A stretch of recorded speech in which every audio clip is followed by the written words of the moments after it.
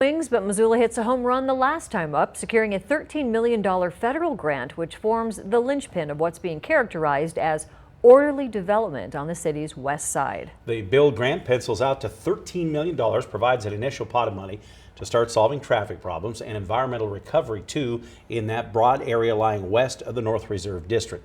The city, Missoula County, and Chamber of Commerce launched the latest efforts to secure the money this past summer from the U.S. Department of Transportation, explaining to Senator Steve Daines the funds were critical to handle what could be as many as 3,000 new homes, businesses, and other projects over the next 10 to 20 years.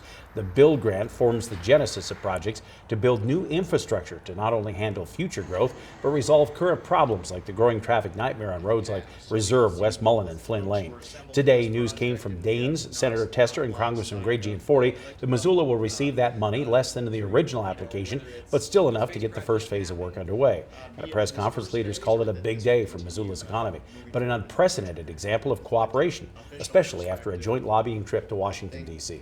So often I think we've seen our community at times splintered over priorities, our vision for the future. This is one of those rare instances where many of us in the community overwhelmingly came together. To be able to play the role as connector on this wonderful opportunity to go for this BUILD grant has been something, I will tell you, in my 46 years has probably been the most exciting and the most rewarding experience for me. But as I mentioned, it builds out a street grid network that really allows us to have orderly development of that end of town. So as Commissioner Strohmeyer said, we can get out ahead of development, we can shape development, and really have the type of development that suits Missoula.